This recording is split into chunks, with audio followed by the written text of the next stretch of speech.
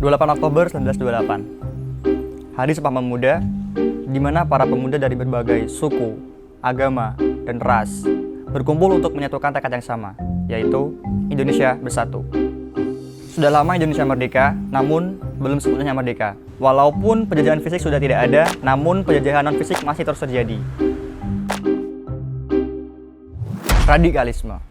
Secara singkat, radikalisme merupakan sebuah aksi yang menuntut perubahan suatu sistem dalam sosial dan politik dengan cara yang ekstrim.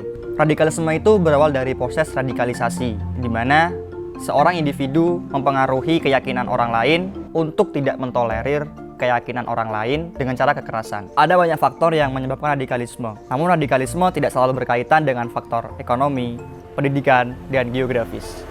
Terus apa sih alasan seorang atau kelompok bisa bertindak radikal? Yang pertama, misunderstanding terhadap ilmu sosial dan agama yang dipelajari.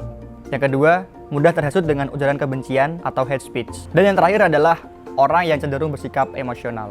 Radikalisme lebih mudah untuk dicegah daripada dilawan. Dan radikalisme tidak bisa dicegah hanya dengan kata-kata, melainkan dengan aksi nyata. Pencegahan tersebut bisa melalui pemberlakuan hukum yang tegas bagi pelaku hate speech di media sosial. Bisa juga dengan pemberlakuan kebijakan yang adil atau tidak diskriminatif yang dapat memenuhi hak warga dan dilindungi oleh undang-undang. Sebenarnya, pemerintah kita juga sudah memiliki program, yaitu deradikalisasi. Namun, program itu hanya berlaku bagi para pelaku yang sudah mendapatkan dakwaan sebagai teroris. Kita sebagai generasi muda juga dapat berkontribusi untuk memerangi radikalisme dengan cara membiasakan diri untuk berpikir kritis. Kita juga sebisa mungkin tidak terlibat dalam melakukan ujaran kebencian atau hate speech. Selain itu, kita juga bisa mengamalkan nilai agama yang positif, membuka ruang dialog, dan melakukan diskusi antar kelompok. Radikalisme ada banyak dampak negatifnya bagi kehidupan, khususnya sosial politik. Tapi ada juga kok radikalisme positif. Baik lagi ke urgensinya.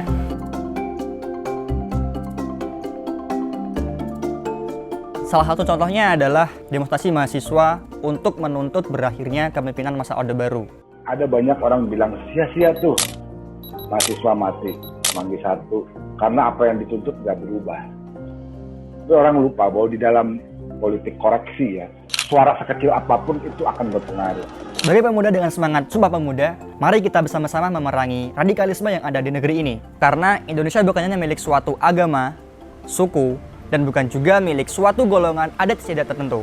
Melainkan, Indonesia adalah satu, milik kita semua dari Sabang sampai Merauke.